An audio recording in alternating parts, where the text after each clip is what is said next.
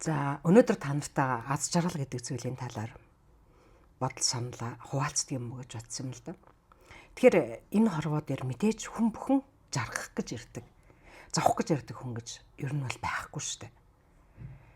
Тэгэхээр зэрэг аз жаргал гэдэг зүйлийг бид нар чухам юу гэж харахаас шалтгаалж, түүнд яаж хүрэхээс шалтгаалж бидний амьдрал бас хувьсаа өөрчлөгдөд байдгийм болов уу гэж боддог байхгүй юу? Одоо жишээ нь хүмүүсийн хувьд аз жаргалын хэмжээр өөр байдаг. Зарим хүмүүсийн хувьд нэг сайхан машинтай болчих юмсан тий. Эсвэл машинаас солих юмсан. Эсвэл нэг сайхан байртай болоод, орон гэртэй болоод сэтгэл амар амьдарчих юмсан тий.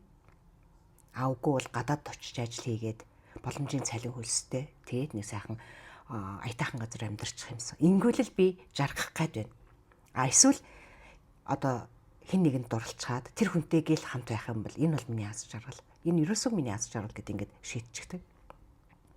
Тэгтэл бидний нөгөө гадаад ертөнцөөс олж авч байгаа тэр аз жаргалын мэдрэмж хэврэг байдаг гэж байгаа байхгүй.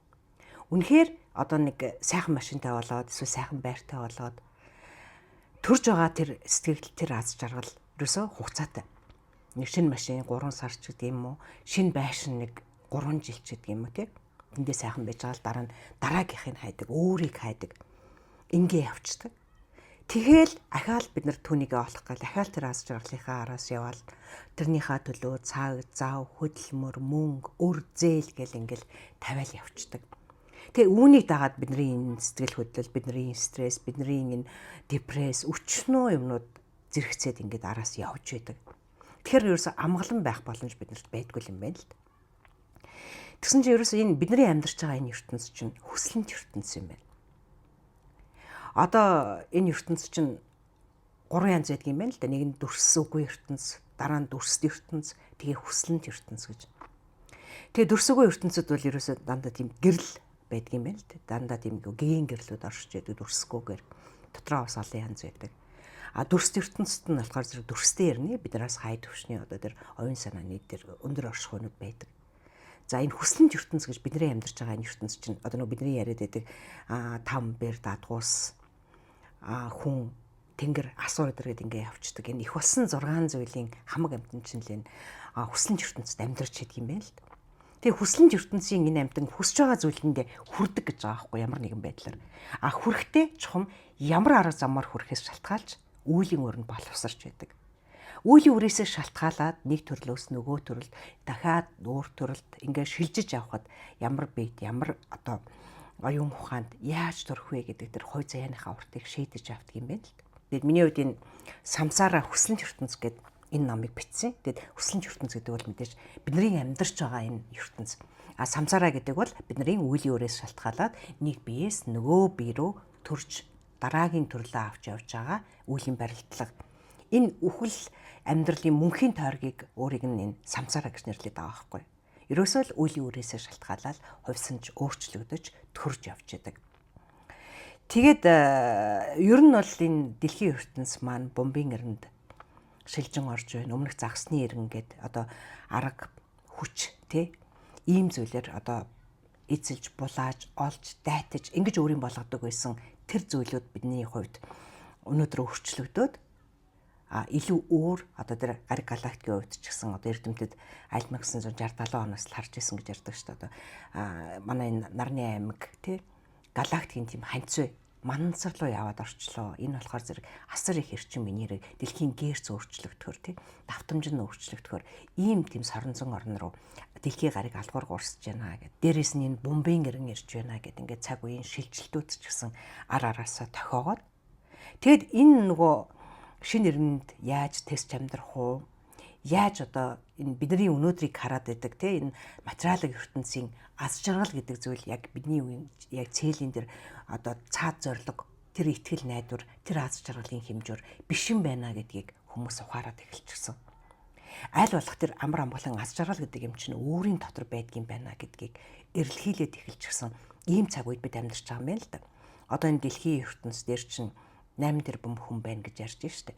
Энэ 8 тэрбум хүний 30-аас 40% нь ухамсарын хувьд, сүнснийхээ хувьд сэрэлтийнхаа энэ шатан дээр явж байгаа гэж ийм судалгаа хийдэг юм байна.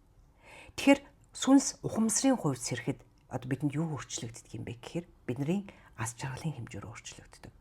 Бидний амгалан байдал те, бидний аз жаргал, бидний үнцэн, бидний оршихуй, бидний зорилго энэ бүхэн бүгдээрээ өөрчлөгдөж яг мөн чанараа олж харддаг юм байна л да хүн. Нөгөө нэг альва зүйлд гаднаас тэр материалын байдлын сайн сайхныг хүлээх биш. Өөртөө байгаа тэр аз жаргалыг хайж өөрлөгөө одоо аялж эхэлдэг, өөрийгөө нээж эхэлдэг ийм гоё аялал юм байна л. Тэгээд дэлхийн ертөнцийн дээр яг ингээд сүнсний ухамсарын хувьд сэрчгсэн одоо 80 сая орчим хүн байна гэж яриад байгаа байхгүй. Тэгэхээр энэ 8 тэрбум хүнээс энэний одоо 30-аас 40% нь ингэж ухамсар сүнснийхаа сэрэлтийн үеийг ингээд тулаа явж байгаа.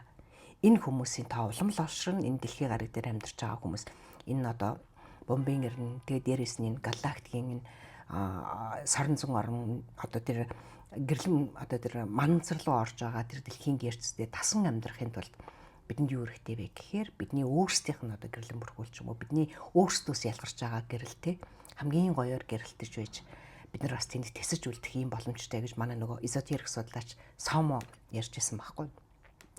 Тэгэхээр л ерөөсөө энэ сүнсний ухамсар гэдэг зүйл сэрх яг ийм нэг цаг нь олцоход цаанаасаа дэлхийн ертөнцийн тийм одоо бүс рүү ороод тэгээд дээрэс нь энэ хүмүүс араасаа одоо ингэж өөрийнхөө ухамсарын эрэлд гараад байгаа ийм эрен цагт бид нар амьдраад байна. Тэгээд миний хувьд гэх юм бол бас хүмүүс санаж сэрээсээ өөрөө ч гэсэн бас санаж сэрээ гэдэг үүднээс яг энэ чиглэлээр ном бичээд одоо тэр 3 жилийн өмнө энэ Сандгаа цагаан сувд гэж энэ номыг биччихсэн. Тэгээд одоо та нарыг харах юм бол энэ нүд нь харагдахгүй байгаа үстэй тий. Энэ болохоор зэрэг яг зуурдаар аялж явж байгаа. Одоо хүн өвхөл төрлийн тэр завсар буюу 49 хоног дараа төрлөө олох хүртэл зуурдад аялж явж байгаа. Тийм нэг сүнсний аяллаа тухай бичсэн. Тэгээд энэ аяллахаа дунд удман судрынхаа одоо бүсгүйчүүдтэй уулзаж тэр үеийн өөрийнхөө нэг зүйлийг засч байгаа тухай ингэж бичсэн ийм ном баа. Тэгээд дараагийнх нь энэ самсаараа хүслэн ертөнц гэж. Одоо та нар яг ингээ анзаараад харах юм бол нүдэн ил гарчихсан ийм зураг байгаа. Тэгэд ухамсарын хувьд сэрж байгаа одоо тийм сүнсний тухай өгүүлдэг гэж хэлэх юм. Одоо ерөөсөө л энэ үеийн өөрийн барилдлагаар өөрлөгөө аялж ухамсараа хайж те өөрийнхөө сүнсний төвшөнд сэрж байгаа тэр энэ одоо театрын нэг 2 жүжигчний тухай өгүүлсэн. Тэгээд тэдний өнгөрсөн одоо ирээдүйн амьдрал тий 2 сүнс одоо яг нэг 3 цаг 3 төлөвт яг зэрэг оршиж байгаа. Ийм байдлаар биччихсэн. Дээрээс нь зэрэгцэн ертөнцүүд юм дээр хэлбэлцэл долгион дээр тааруулж өөрсдийгөө сэрэж байгаа гэдэг нэг юм өрөмж сонирхолтой байх. Хүмүүс бас сонирхож уншаад өөрөө юу илээ гэж санаж сэрэх нэг тийм сэтэл болоосэй гэж бодож энэ номыг бичсэн юм баггүй. Ер нь ингээд энэ хорвоо дээр ингээд ажиглаад хараад байх юм бол санаандгүй зүйл гэж ер нь баг байдаггүй тий. Бүгд л одоо эртэн цагаас ямар нэгэн барилдлагаар холбоотой уулзж байгаа хүмүүс ч гэсэн хоорондоо ямар нэгэн барилдлагаар холбогдож одоо бие биенийхээ сэтгэлд жаргал зовлонгийн үрийг тарьж явдгаа гэж ингэж ярьдаг шүү дээ.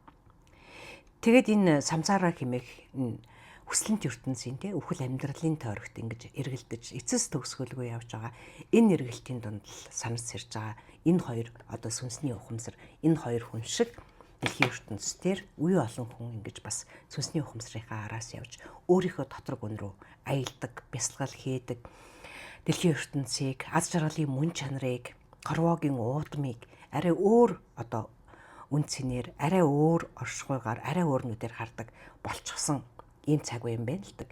Энэ цаг үе угаасаа одоо шашны талаасаа ч тэр шинжлэх ухааны талаасаа ч тэр энэ дэлхийн гарагийн шилжилт хөдөлгөөний талаасаа ч тэр бид нар өнөөдөр энэ Монголдо тэр дундаа энэ 4 уулын дундаа бие биенийхээ өдөөс хараад хялалцаа зэхэлзээд хоорондоо муудаад эсвэл хин нэгнийхээ мууг үзэх гээд тий эннээс илүү амьдрах гээд энэ намайг заваагаад байна гээд ингээд нэг хохирогчийн сэтгэлээр амьдрах энэ зүйлээсээ нэг хэсэгхэн зур өндийгөөд нэрээ би чинь юу лээ яах гэж амьдарч байгаа вэ юуны төлөө амьдарч байгаа вэ санаад сэрнэ гэдэг чинь юу лээ миний ухамсар миний сүнс миний мөн чанар юу лээ гэдэг энэ зүйлийнхаа эрэлд гарахад энд өөртөө чинь өрсөлдөгч байхгүй өөртөө чинь дайсан байхгүй зөвхөн ухаарч мэдэх ойлгох уучлах хайрлах тэр өргөн удам орон зай тэр уртын мөрт гоё аялал биднийг угтаж болдог юм шиг байна. Тэгэхээр зэрэг та нар маань бас энэ самсараа хүслэн ертөнц гэдэг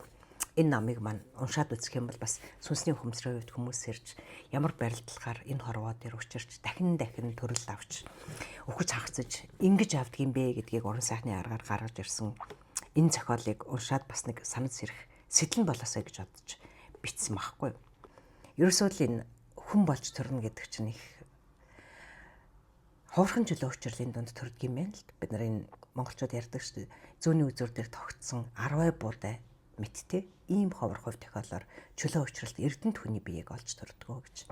Тэгэхээр энэ чөлөө учралт эрдэнэт хүний биеийг олж төрж байгаа энэ ховорхон тохиолдолд бид нар хин нэгний амьдарч байгаа шиг адилхан байшинд амьдрах гэж, хин нэгний өмсөж байгаа гой дайшин шиг дайшин зэг өмсөх гэж, эсвэл хин нэгний хүндлэгдэж бусдын өмнө зогсож байгааг хараад тэрэн шиг болох гэж ч юм уу.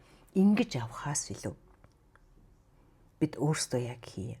Яг энэ чөлөө учралтанд бид санаж сэрэх хэрэгтэй юм байна гэдэг энэ сэтэл, энэ санаал хүмүүст ер нь сүүлийн үед их явж байна да. Тэгээд энэ ухамсарынхаа төвшөнд сэрж байгаа, мөн чанараа ойлгож байгаа, гадаад ертөнцөөс аз жаргалыг хайхгүй байгаа, хогрогчийн сэтгэлээр оршихгүй байгаа энэ бүх зүйлүүд яг өөрийн дотор байдаг юм хорвоо юм байна. Яг үүндээ бид нар өөрсдийнхөө нүдээр ч ингэж гадаад ертөнцийг харж чаддаггүй тийм хүмүүс шүү, харанхуй хүмүүс. Яагаад гэхээр бид нар гэрлээр хардаг. Гэрлээр гадагшаа хардаг. Гадаа байгаа зүйл гэрэл тосохгүй бол бид нар харж чадахгүй. Яг тэрэн шиг бид нар нүдээ анихад л хав харанхуйн донд байгаа. Энэ харанхуй одоо жишээ нь бидний нүдээр орж байгаа, бидний амаар орж байгаа, бидний хамрын нүхээр орж байгаа. Энэ 7 сүвээр орж байгаа гэрэл гэгээ цаашаага 1 хуруу, 2 хуруу тэрнээс илүү явж аялж чадахгүй. Бид өөрсдөө хав харанхуй. Тэгэхээр энэ гэрэл бусдаас шалтгаалсан тий. Бид нар насан туршдаа бусдаас ядаж л гэрлээс шалтгаалж амьдраад байна шүү дээ тий. Тэгэхээр зэрэг өөрөөсөө шалтгаалж амьдрах тийм ерөн цаг, тийм хүсэл эрмэлзлийн эхлэлийг энэ ном танд өгөөсэй гэж бодож бичсэн байхгүй. Ерөөсөө өөрийнхөө зүрхэн дотор л тэр гэрлийг, тэр нарыг, тэр итгэл үнэмшлийг тий. Тэр ухамсар энэнийг л мандаж ингэж чадах юм бол бид нар яг ингэж энэ амьдралч гэсэн бас гоё юм аз жаргалтай. Өөрөө өөрийнхөө аз жаргалыг бий болгож чаддаг. Өөрөө өөрийнхөө итгэл үнэмшлийг бий болгож чаддаг. Амар амгалангаа зохиож чаддаг. Ийм болох л туйлын зорилгол энэ бидний хүн болж төрсэн энэхин заяанд дагаж ирдэг юм шиг байна хүмүүс минь. Тэгээд тэр мөн чанараа ойлгож, мөн чанарынхаа эрэлд гарч байгаа тэр олон хүмүүсийн нэг нь та бас болоорой гэдгийг хэлэх хэрэгтэй байх. Мэдээж унших, судлах, бясалгах гэд би ч гэсэн бас л энэ ухамсар сүнснийхаа энэ сэрэлтийн араас л явж байгаа хүн байхгүй. Тэгэхээр зэрэг магадгүй танаас нэг ганцхан алхмын өмнө гараад тэрийг эргэж хараад наашраа энэ их сайхан юм байна шүү л гэж хэлж байгаа төдий тийм зүйл байгаа. Тэгээд мэдээж уран зохиолын аргаар илэрхийлж бичсэн. Тэгээд энэ ном бас та нарт сонирхолтой бас дээрээс нь санал сэтлийг өгөх тийм ном байгаасай гэж хүсэж байна. Тэгээд бүх номын дэлгүүрүүдээр самсаараа хүслэн ертөнц ном маань худалдаанд гарчихсан байгаа. Та бүхэнд баярлалаа.